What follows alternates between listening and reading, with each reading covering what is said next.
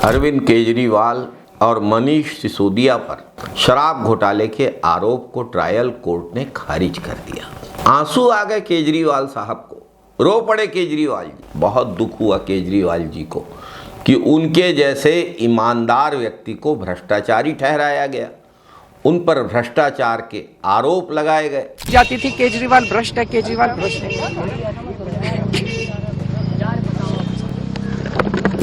अन्ना हजारे भी बोल पड़े, बरसों का मौन खत्म करके बोलने लगे।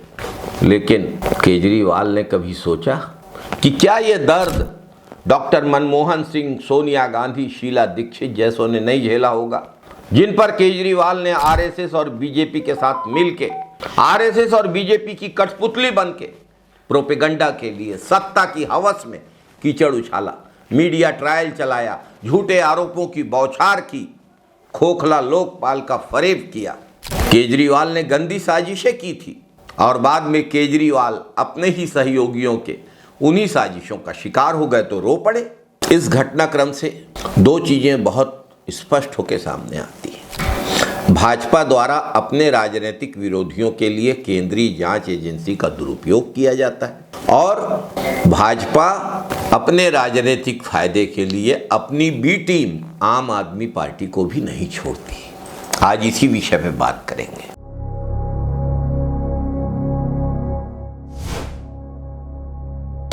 नमस्कार साथियों, केजरीवाल शराब घोटाले के आरोप में जेल गए। बीजेपी को फायदा मिला, दिल्ली का चुनाव जीत लिया। 2014 में 2G कॉमनवेल्थ घोटाले के झूठे प्रोपेगेंडा से केजरीवाल ने दिल्ली हथियाई थी। जब हम कहते हैं कि आम आदमी पार्टी बीजेपी की बी टीम है और केजरीवाल छिपे हुए संघी, तो क्या गलत कहते हैं?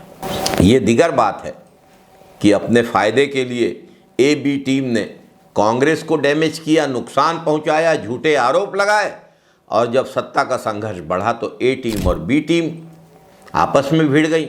ए टीम ने बी टीम के खिलाफ उपयोग किया।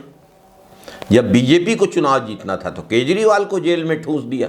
कांग्रेस को हराना था तो लोकसभा चुनाव के ठीक पहले जेल से बाहर निकाला। अब केरल, पंजाब, गुजरात, तमिलनाडु, असम में चुनाव हैं तो केजरीवाल को ईमानदार बनाकर प्रस्तुत किया जाएगा जनता के आगे कांग्रेस के वोट काटने के लिए। केजरीवाल और ओवैसी में ज्यादा अंतर नहीं है। सीबीआई और ईडी को जब सबूत ही नहीं मिले तो इसका अर्थ स्पष्ट है कि बीजेपी ने केजरीवाल का अपने फायदे के लिए इस्तेमाल किया और केजरीवाल बीजेपी का प्यादा बनकर खुश हैं। साथियों, ये सिर्फ मिलीभगत नहीं है, ये खुली साजिश है देश को लूटने का गंदा गठजोड़।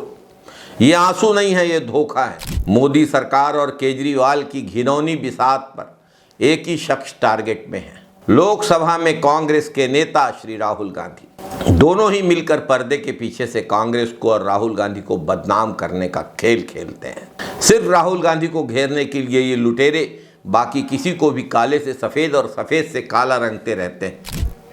केजरीवाल तो बीजेपी के प्यादे की तरह उपयोग होते हैं।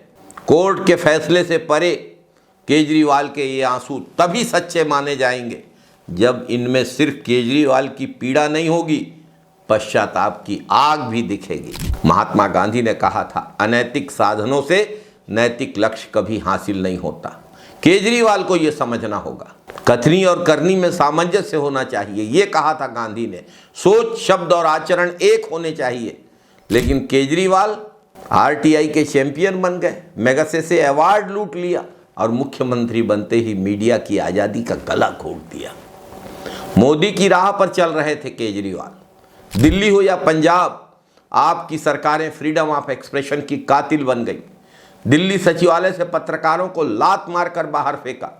पंजाब विधानसभा से इंडियन एक्सप्रेस, ट्रिब्यून, पंजाब जागरण के सीनियर रिपोर्टर्स को धक्के देकर निकाला। ये केजरीवाल और आम आदमी पार्टी का असली चेहरा है।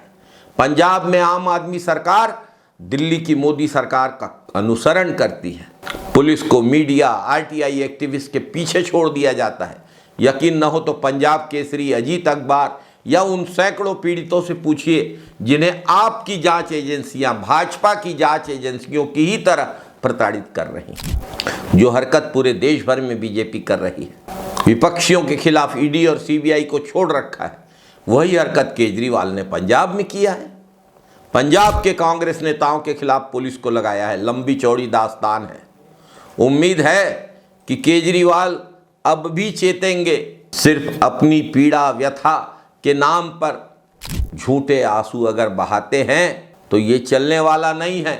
आंसुओं में पीड़ा के साथ पश्चाताप भी होना चाहिए। पंजाब में आम आदमी पार्टी सरकार द्वारा मीडिया और विपक्ष की प्रताड़ना रुकनी चाहिए, वरना केजरीवाल के आंसू घड़ियाली आंसू ही कहलाएंगे।